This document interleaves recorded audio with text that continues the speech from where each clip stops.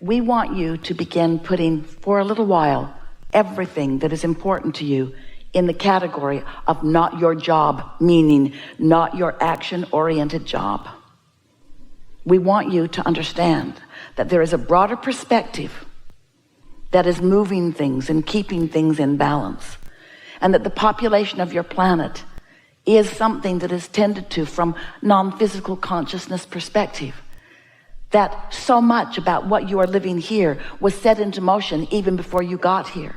And that there is a vibrational reality that you will call future experience that is underway, that you are contributing to on a daily basis by the sifting and sorting of the contrasts that you live. So just for a little while, we're not asking you to withdraw from life. We're not asking you to not have fun measuring yourself with others. We're not asking you to not enjoy the competitions that you find with each other. We're just asking you to put it in perspective. We're just asking you to acknowledge that there is an energy that creates worlds, a consciousness flowing energy that creates worlds, that comes from what some want to call God. We call it source energy, or your inner being, or the non-physical part of you, that is working for you because you are blessed and deserving, not against you ever. We would like you to accept that as you are here in these leading edge bodies, and that as you explore the details of your life, and you find something that is unpleasant to you, like people who are hungry, or people who are angry and mean and belligerent, or, that when you experience the exposure of that, and you feel the offness of it, that you give birth to a rocket of desire that is then understood by this energy that creates worlds. It becomes part of the consciousness. It becomes part of the becoming. So you keep giving birth to a better world that you don't line up with. You give birth to a better world all day long. You give birth to more peace. You give birth to more prosperity. You give birth to more abundance of all manner. You give birth to all kinds of things by your exposure to it, through your personal exposure with one another and through the media or your televisions or whatever. You are exposed to so much that makes you do what you were born to do. Decide and define what would be better. But then you don't go to what's better because you keep focusing upon the problem that you've been exposed to. So then future generations come, little kids come, and they're too young to know. They haven't been exposed to enough. So they're just born expecting well-being. And do you know, it's the animals on your planet and it's the babies on your planet that keep allowing the well-being to flow. You don't ever need to worry about it. You get older and older and more crotchety and more resistant and more pinched off and more disallowing the well-being. But you will never pinch the well-being off enough that the well-being will not always be dominant in this leading edge time-space reality. The only question is, how much of the well-being that is dominant are you going to let into your experience? And when are you going to stop justifying what isn't working out for you by noticing what isn't working out for you and for others? We want you to step back just for a little while. Try it for a month, where you say, people say, what are you doing? Nothing. No, really, what are you doing today? I'm going to daydream. What? Yeah. I'm going to go sit by the lake or sit by the fireplace. I'm going to put my feet in the water. Aren't you going to go to work? Yeah, but I'm not going to focus like I usually do. I'm going to tap into my true power. Probably going to get fired. No, I have enough reserves going. I can go through the motions of what they need from me while I dominantly daydream. I can daydream at night. I can daydream on the way to work. I can daydream on my lunch hour. I can daydream. My mind can wander into the good things of life. I can predominantly daydream. What are you doing? Nothing. You can't be doing nothing. No, really, I'm not going to do anything for a while. What? I'm not going to do anything for a while. Nothing? Hardly. I'll probably get dressed. Take an occasional shower. I'll eat. And I'll show up. But I'll be different. Because I'm showing up in my wholeness. I'm showing up in my expecting good things to come to me. I'm showing up expecting inspiration to come to me in such a timely way that I can shoot a basket from mid-court and on a buzzer beater win the championship. I can do that. Or I can receive an impulse about something that I've been lightly pondering, and when I play it all the way out, it's effective. I can invent things and create things by utilizing this higher power that I have to daydream myself to. I'm no longer going to hold myself in practical defiance of my true power. I'm not going to do a piddly, mediocre little action thing. I'm going to tap into true power. So we're just saying that when you get the hang of this, that the power of a non-resisted thought, that's what we want you to focus with us here. The power of a non-resisted thought is a comparison of like an atomic bomb to a firecracker. The relationship of the energy and the movement of the energy within it, the power of a non-resisted thought. Try it. Try it just a little. Not even all the time, just a little more. Daydream a little bit and see what happens. Let your mind wander, or think about when your mind did wander and what it produced. Esther was waiting for her plane at the airport on her way to here. And she was in the Delta Lounge and just got a really strong impulse to go to her gate. And she looked and she thought, it's an hour early. I should stay here because less people, more food, comfortable chair. I should stay here. But the impulse to go was really strong. A good feeling impulse, like something better awaits you somewhere else. That feeling? Her practical mind couldn't figure it out because nobody wants to be at the gate instead of the first class lounge. But Esther did, was strong.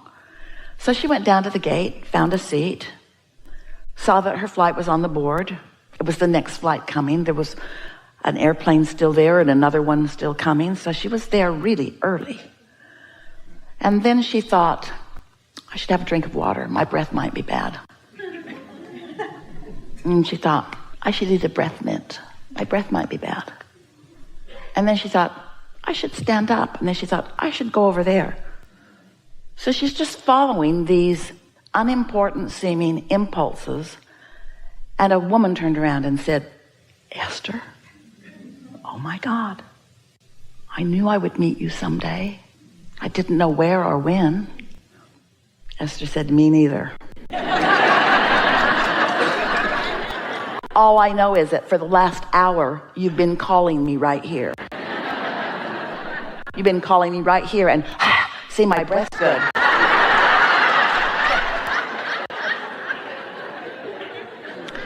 Now we know these are not earth-shattering events, but what we want to say to you is that you are co-creating with all kinds of things. Oh, and this girl has a resume that knocks Esther's socks off. The last 5 things that Esther wrote on her daydreaming list are those kinds of things. In other words, the universe knows who you are. The universe knows who others are. The universe knows where you are in relationship to everything that you want. And so when you are in alignment with who you are and you get an impulse. Now, there's not one of those things that we said to you that Esther was thinking about that feels very important to you.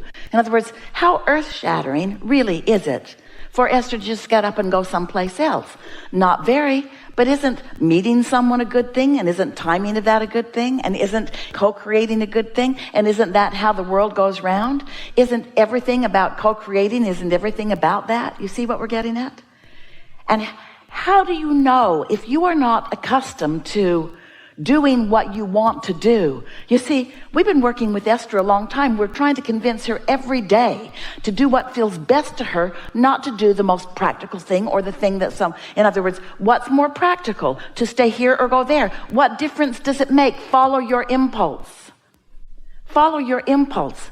Accept that there is someone upstream from you with a broader point of view that knows everything that you intend, that knows everything that's in your vortex, and knows, here it is, what the path of least resistance is to get you to where you want to be. But it's not path of least resistance just to get you from some place to another place. It's path of least resistance to give you the most fun along the way. You see what we're getting at? Now, the big payoff for Esther was when the woman turned around and said, Esther? And Esther thought, so that's what this has all been about. In that moment, she knew. In that moment, all these random, sort of weird impulses that she followed, then there was the big payoff.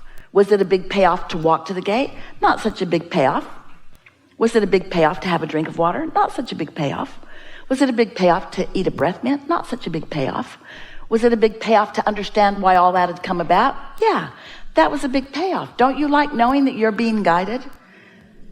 Now, you would like this story a whole lot better if this was the story we told you. Esther woke up one morning, couldn't wait to get down to the liquor store.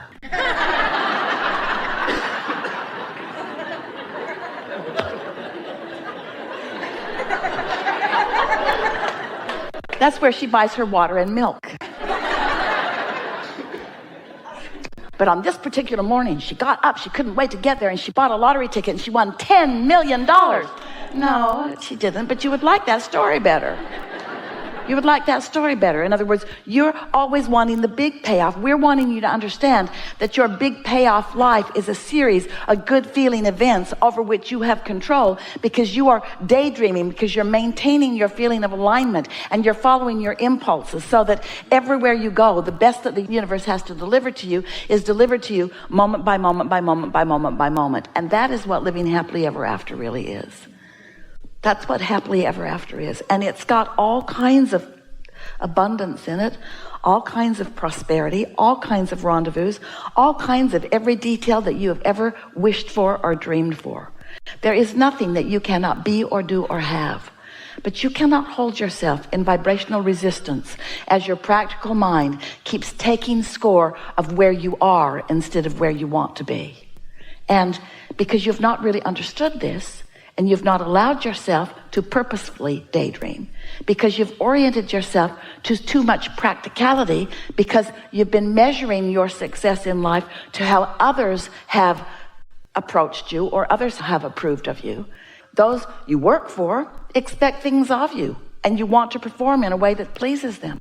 And those who you were born to expect things of you. You've given over your power to almost everyone else, seeking approval from their factoring you into them. And that's all right, because if you don't do what Esther wants you to do, she'll find someone who will. Are you afraid? No. Of course you want to do the things that you are supposed to be doing. We're just asking you to daydream too. Are you following?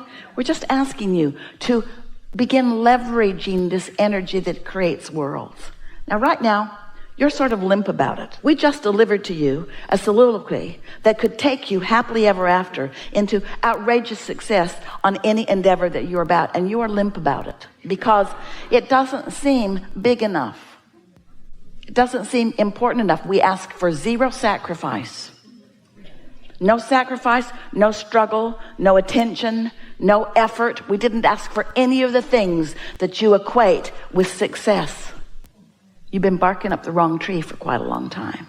It's time for you to start being nicer to yourself and daydreaming more and being happier about things and giving yourself more leeway and going to more places where you feel good and looking for more vistas that you can sit and look at, and more daydreaming, more just giving yourself the opportunity to let your mind be still while your vibration rises, so that then you can receive the impulse to put you in the right place at the right time for the things that you are looking for. We've enjoyed this interaction immensely.